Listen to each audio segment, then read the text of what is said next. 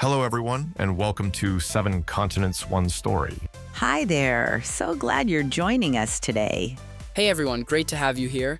I'm Nils, professor of history from Sweden. I'm Celine, joining you from Edinburgh, Scotland. And I'm Ethan, calling in from Malta. Together, we explore incredible stories from history across all 7 continents. Every episode brings you a new journey through time. From ancient civilizations to modern moments that changed everything. So let's begin. We are standing at one of the world's most significant new cultural achievements, the Grand Egyptian Museum, or GEM as it's known locally. We're here on the Giza Plateau in Egypt, North Africa. Now, if you're not immediately familiar with Egypt's geography, let me set the scene for you. Egypt sits along the Mediterranean coast in the northeastern corner of Africa. It borders Libya to the west, Sudan to the south, Israel to the east, and the Red Sea forms its eastern boundary. Cairo, Egypt's capital and largest city, sits about 15 kilometers east of where we're standing right now on the Giza Plateau. It's a beautiful morning here. I wasn't sure what to expect, to be honest. I thought it would be unbearably hot, but December in Cairo is quite pleasant. I can feel the warmth of the sun, but there's also a gentle breeze coming across the plateau. And look how huge this building is. I've seen pictures, but being here in person is completely different. It's like standing in front of the pyramids for the first time. You can't really prepare yourself for the scale. Exactly the response I was hoping for, Ethan. Let me take you there. It's December 1st, 2025. We're approximately 2 kilometers from the Great Pyramids of Giza, and we're about to step into what is quite literally the world's largest archaeological museum dedicated to a single civilization. Behind us, if we turn around, we can see the pyramids on the distant horizon. Ahead of us is the entrance to this extraordinary institution that only officially opened its doors about 1 month ago. 1 month? So this is brand new? The official opening was November 1st, 2025, but the project itself has been in development since 1992, 33 years in the making. Wait, 33 years? How is that even possible? Well, that's part of what makes this story so fascinating. The museum's construction began in 2005, so we're talking about 20 years of actual building work. The cost exceeded $1 billion United States dollars. There were delays due to funding challenges, the 2011 Arab Spring political situation in Egypt, and the COVID-19 pandemic. So this building represents what exactly? I mean, I know it's a museum, but why did Egypt invest all of that time and money? That is the perfect question, Celine. This museum consolidates over 100,000 artifacts. Many of these pieces were previously scattered across institutions, storage facilities, and the overcrowded Egyptian Museum in Tahrir Square in downtown Cairo. The Grand Egyptian Museum brings together 3,500 years of continuous cultural development in a single location. 3,500 years? That's longer than recorded human history in most other places. Precisely. This museum represents a transformative moment in how the world experiences ancient Egypt. Visitors can encounter artifacts spanning from the pre-dynastic period through the Roman period. The building itself was designed through the world's largest architectural competition. 1,556 international submissions were evaluated. And the design that won? An Irish architecture firm called Heneghan Peng. Their design is brilliant because it's humble. The building is deliberately subordinate to the pyramids. It doesn't compete with them. Instead, it complements them. The angular form aligns with the positioning of the 3 pyramid monuments. Oh, I see what you mean. The building's shape kind of mirrors the pyramids. When you stand inside the main galleries and look out through the glass facades, the pyramids are perfectly framed. It's as if ancient Egypt and modern Egypt are in conversation with each other. Welcome to the Grand Atrium, and here we encounter our first monumental piece. Straight ahead, 11 meters tall, weighing 83 tons, carved from radiant red granite from Aswan. This is the colossal statue of Ramesses II. That's enormous. How do they even move something that big? That is exactly the question that consumed engineers for months. This particular statue originally stood at the Temple of Ptah in the ancient city of Memphis. For decades, it was moved around Cairo. Finally, in January 2018, The entire 3,200-year-old statue was transported here to the museum. The red granite is so beautiful, and you can actually see where it was damaged, this crack down the side and the erosion patterns. This is what moves me about ancient Egypt. Look at the craftsmanship in those shoulders, the proportions of the body, the power conveyed through stillness. Ramesses the Great ruled for 66 years. He was one of Egypt's most celebrated pharaohs, and this statue, carved over 3,000 years ago, still commands a room. How old is it exactly? The colossal statue dates to approximately 1300 to 1285 BCE. That makes it over 3,200 years old. And it's telling us something about who Ramesses was, isn't it? Indeed, it is. The fact that he commissioned a statue of this size and scale tells us he possessed extraordinary authority and resources. Only a pharaoh, with command over thousands of workers, could create such a monument. So we're going to explore this whole place together? We are, but I want to suggest something. As we walk through the museum, each of us has noticed something that particularly fascinated us. Objects or aspects that tell different parts of Egypt's story. I have something I want to show you both. I do too, actually. I've been reading about what's inside since the museum opened. This is so cool. Should we start right away, or do you want to explain what we're going to see? Let's walk.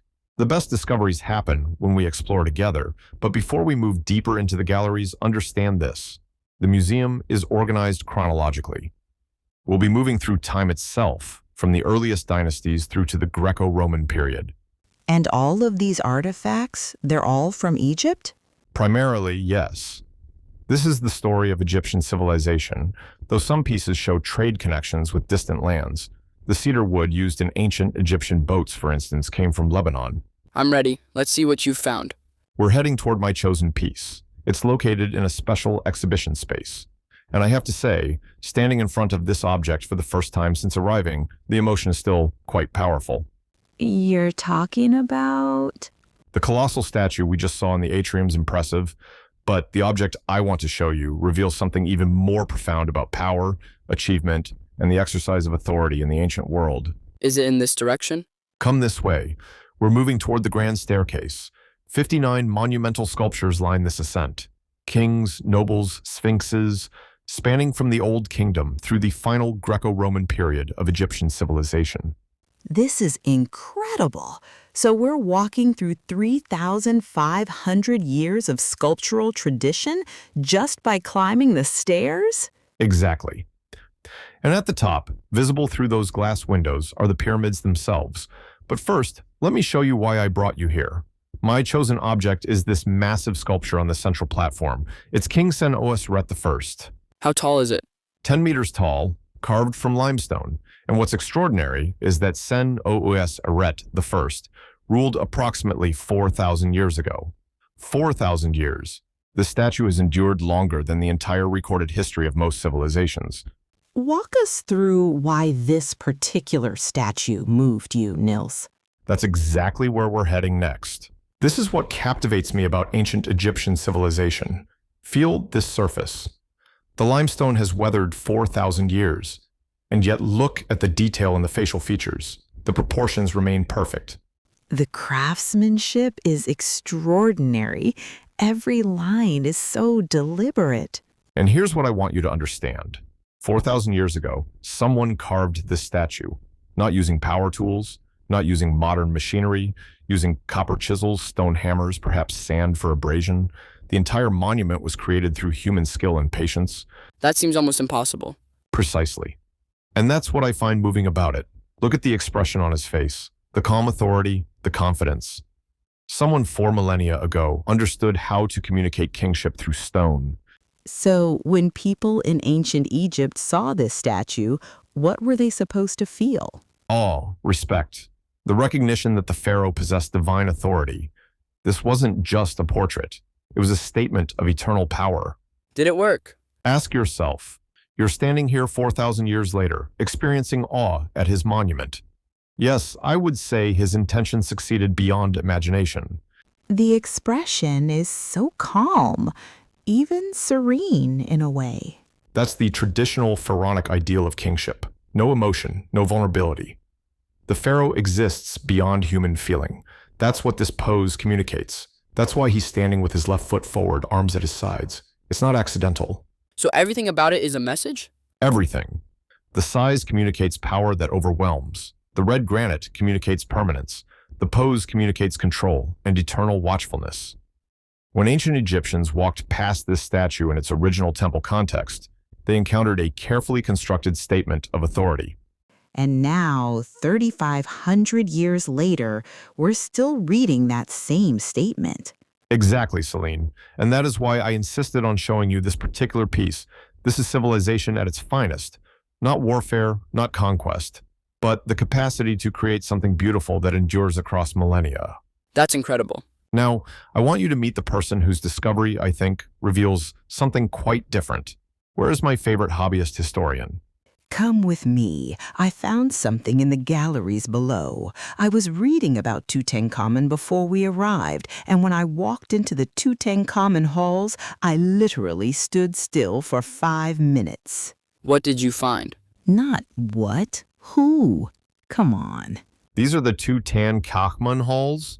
We're now in the most celebrated section of the museum, 7,000 square meters dedicated to one teenage boy who died 3,300 years ago. That's a lot of space for one person. It is. And here's why. When Tutankhamun died around 1323 BCE, he was approximately 17 or 18 years old. He ruled for about 9 years. Historically, he's minor, but his tomb survived intact until Howard Carter discovered it in 1922. And inside that tomb? Over 5,498 objects. We're not talking about a handful of important items. 5,000. Nearly 500 items were alone in just the antechamber. That's insane. And most of them are displayed here for the first time ever. Now, stay with me. I want to talk about this object. I was in the library reading about Tutankhamun's collection before we visited, but seeing it in person is absolutely different. The gold mask. The gold mask of Tutankhamun, 11 kilograms of solid gold, 54 centimeters tall, and it's sitting right here behind glass where I can see it clearly. Wow. Here's what grabbed me.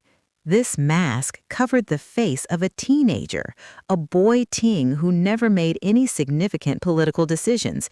He was controlled by elder advisors. He ruled for 9 years and died at 17 or 18. That's it. That's his entire story as a pharaoh. But someone took the time to create this extraordinary object. The eyes are inlaid with lapis lazuli from Afghanistan. The cobra and vulture symbols on the forehead are inlaid with precious stones. This piece of gold represents hundreds of hours of work by master craftspeople, all for a teenager, all for someone nobody remembers historically. Why would they do that? Because they believed that physical beauty ensured spiritual continuity, that creating this mask would keep Tutankhamun alive in the afterlife. It was an act of faith, an act of love, really. you see the human story. I do. I see people who cared about this young man. They buried him with 5,000 objects, not because he deserved it historically, but because they loved him. They wanted him to be comfortable, happy even, in the afterlife. So the mask isn't about power, it's about protection? Exactly, Ethan. The mask was meant to ensure his eternal existence, to protect him, to keep him whole. It's the most intimate object in this entire museum because it's about love transcending death. That's a beautiful way to read that, Celine. The ancient Egyptians had complex theological beliefs, but you've identified the human center of it. And here's what I didn't expect. Standing here looking at this mask, I thought about my own family, about what we'd want to preserve if someone we loved was gone. The impulse is universal. That's why it matters so much now, isn't it? because we can still feel that connection. Yes, 3,300 years later, we're still touched by the care someone took in creating this mask for a teenager they loved. Two extraordinary insights. Now, Ethan, you've been waiting patiently. What is it you discovered? Okay, so Celine found something about love and history. Nils showed us engineering genius. I found something that kind of combines both, but it's also visually amazing. Tell us. It's the AF031 solar boats. Well, actually, we're going to see the second one being restored in real time. The solar aura boats? Now that should be fascinating. Come on, I want to show you. Okay, so here's what's happening. King Khufu built the Great Pyramid, right? And about 4,500 years ago, he had two massive boats buried next to his pyramid, like real boats, not models, actual seagoing vessels made of cedar wood from Lebanon. Why would he need boats in his tomb? Because ancient Egyptians believed the pharaoh would travel through the sky with the sun god. They needed actual boats to do that. So Khufu had boats prepared. This is what makes me emotional about ancient civilization. The extraordinary faith. The conviction that the afterlife requires actual equipment. The first boat was discovered and reassembled decades ago. But the second boat, it was fragmented into about 1,650 pieces. And starting December 23rd, 2025, which is literally just a couple of weeks ago, they started reassembling it in public while people watch. So we can observe the restoration happening? Yes, and look, there are conservators right now carefully examining wooden fragments. They're using cameras, scanning equipment, scientific analysis. They're literally putting together a 4,500-year-old boat. Piece by piece. And here's the thing that fascinated me most. The boat was built without any metal fasteners, no nails. All the pieces are held together with rope and wooden pegs. The engineering is incredible.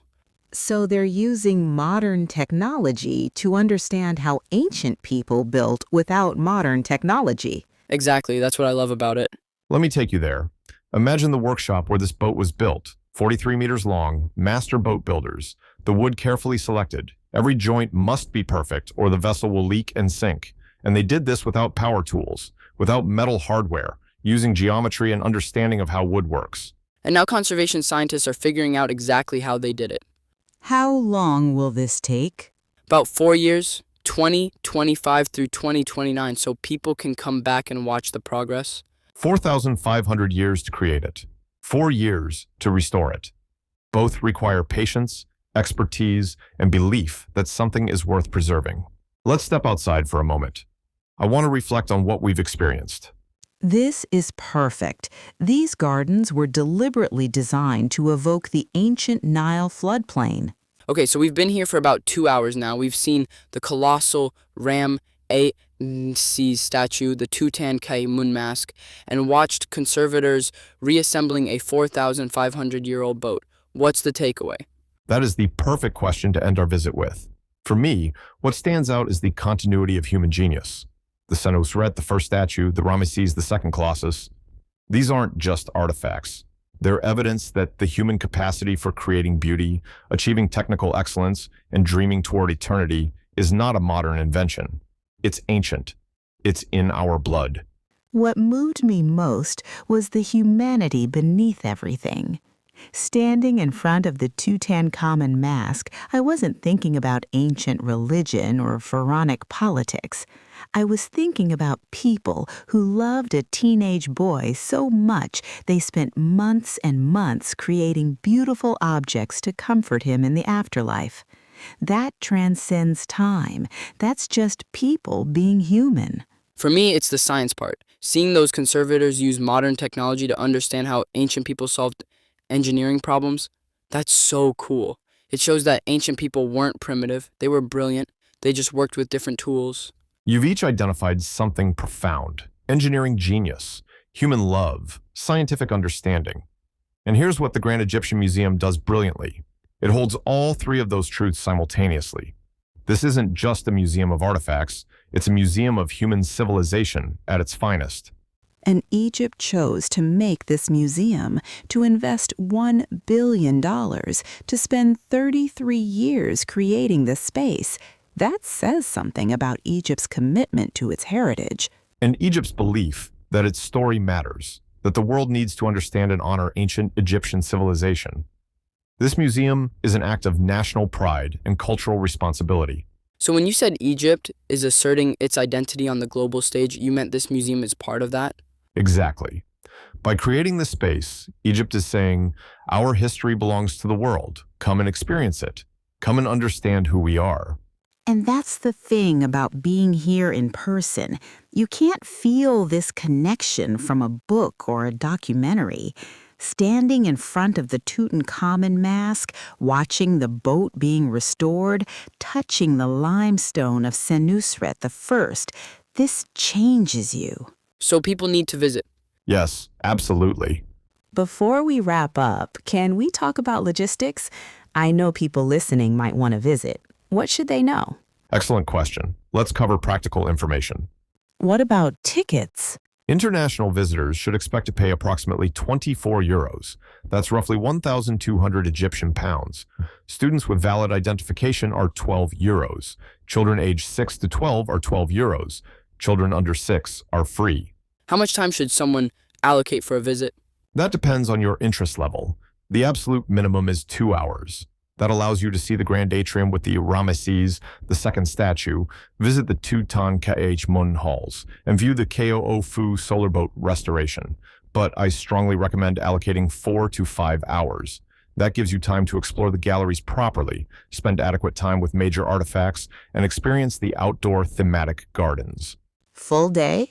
A full-day visit of 6 to 8 hours is wonderful if you're interested in deep exploration. You can spend several hours in the Tutankhamun halls alone, examine the grand staircase carefully, and allow time to read display information and listen to audio guides. What about the weather? I mean, we got incredibly lucky with this December timing. We did. December 1st was perfect. Temperatures around 16 to 20 degrees Celsius during the day, clear skies, comfortable. December through February are the optimal visiting months. October and November offer excellent weather with fewer crowds than winter. March and April are also good.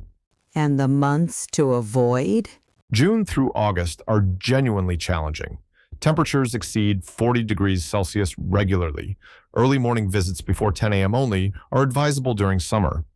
The museum's air conditioning is excellent, so indoor exploration remains feasible, but outdoor spaces are dangerous in summer heat. What should someone bring? Several essentials. First, sun protection, a hat with a brim, SPF 30 or higher sunscreen, and UV protective sunglasses. Even in December, the desert sun is intense. Water and hydration. Bring a minimum of 2 liters of water. Longer visits require even more. Electrolyte drinks are helpful. Comfortable shoes. We've walked kilometers on stone floors and outdoor pathways. Comfortable, sturdy shoes with good sole support are absolutely essential. Closed-toe footwear is recommended. The surfaces are uneven. And clothing. I didn't expect this, but the air conditioning inside is extraordinarily powerful. You go from warm outdoor air to significant indoor chill. Bring a light jacket or sweater, even during warm months. I brought a sweater thinking I was crazy, but I needed it. Personal medications, if applicable. Basic first aid items. A portable battery charger for phones and cameras.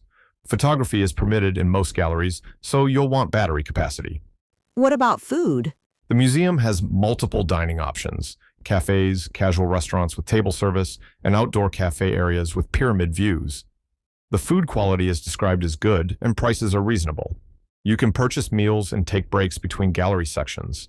The outdoor cafes with pyramid views are amazing. You're having a meal and literally looking at the Great Pyramids. That's one of the extraordinary aspects of the location. The museum's design ensures the pyramids remain visible and prominent. When you're dining, you're positioned to appreciate both ancient monuments and modern museum space. What about ticketing logistics? Book online in advance through the official website, which is visit-gem.com. Booking online ensures tickets and skips queues, particularly important during peak season. Peak season runs December through February when Egyptian schools are on holiday and international tourism increases. Advance booking is genuinely necessary during these months. Can you pay with credit cards? Yes, credit cards are accepted for ticket purchases and at dining facilities. However, bringing some Egyptian pounds is helpful for tips and small purchases. Approximately 50 Egyptian pounds equals €1. Final thing, is it worth the effort? Worth planning and booking? Unequivocally, Standing in front of 3,000-year-old artifacts, watching modern conservators restore 4,500-year-old boats, experiencing the connection between human achievement across millennia, this is genuinely one of the world's extraordinary cultural experiences. Definitely worth it. Before we wrap up, any insider tips? Several, actually. First, if you're combining the museum with pyramid visits, and you should if time allows, the museum and pyramids are connected by a pedestrian walkway that's 1.27 kilometers long, but they're accessible separately if you're pressed for time. The golden staircase is worth spending real time on. Don't just climb it quickly. Stop at landings, examine individual sculptures. The view of the pyramids, visible through the glass at the top, is extraordinary. And the Tutankhamun halls. Go there first thing before 9:30 a.m. By mid-morning, crowds can become significant. The experience is so much richer when you can move at your own pace. The restoration gallery for the AF031 solar boat is less crowded than the major galleries. If you want a quieter moment to observe conservation work, that's your best opportunity. Download the audio guide app if it's available. The additional context really enhances understanding of individual artifacts. And give yourself permission to slow down. This museum deserves leisurely exploration, not a rush. I'm trying to find words for this feeling. Standing in this atrium, seeing the Ramses II statue, knowing the pyramids are literally just outside the walls. It's like holding 3,000 years in your hands at the same time. That is exactly what this space does. The Grand Egyptian Museum is a bridge. It connects ancient Egypt, represented by the pyramids and artifacts, modern Egypt, represented by this extraordinary new institution, and visitors from everywhere who come to experience, to understand, to feel connected to human civilization. Thank you both for bringing me here, for sharing your discoveries, for helping me see ancient Egypt not as a history lesson, but as evidence of human beings who loved, created, and dreamed of eternity. And thank you to the thousands of workers, conservators, architects, and curators who made this place possible. The science and the art of preservation is incredible. And thank you to Egypt for choosing to share its treasures, for investing in preservation and public access, for asserting that ancient Egyptian civilization belongs to humanity, not locked in vaults or hidden behind closed doors. Until our next journey through time, keep history alive. Keep it alive. Definitely keep it alive. This has been 7 Continents, One Story at the Grand Egyptian Museum on the Giza Plateau in Egypt. We're Nils, Celine, and Ethan, and we'll see you on the next continent.